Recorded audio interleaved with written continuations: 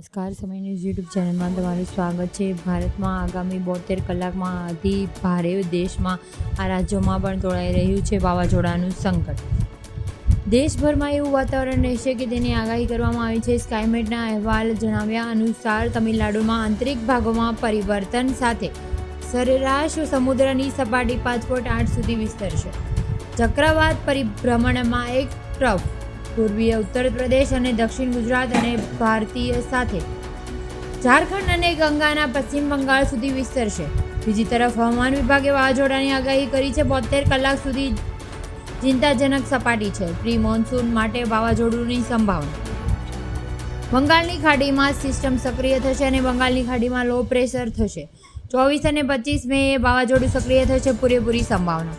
દરિયો આગામી દિવસોમાં ભયંકર રૂપ ધારણ કરશે. આંધ્રપ્રદેશ, પશ્ચિમ બંગાળ, ઓડિશામાં ભારે વરસાદની આગાહી કરી છે. ત્યારે કેરળ, દક્ષિણ તમિલનાડુને હળવાના મધ્યમ વરસાદ અને ગાજવીજ સાથે ભારે વરસાદની આગાહી થઈ છે. હિમાલય, છત્તીસગઢ, બિહાર, ઝારખંડમાં દક્ષિણ પ્રદેશમાં હળવો વરસાદ થશે. હરિયાણા, દિલ્હી, ઉત્તર પ્રદેશ, રાજસ્થાનમાં હીટવેવની આગાહી થઈ. તમને જો મારો આ વિડીયો પસંદ આવ્યો હોય તો સબસ્ક્રાઈબ કરવાનું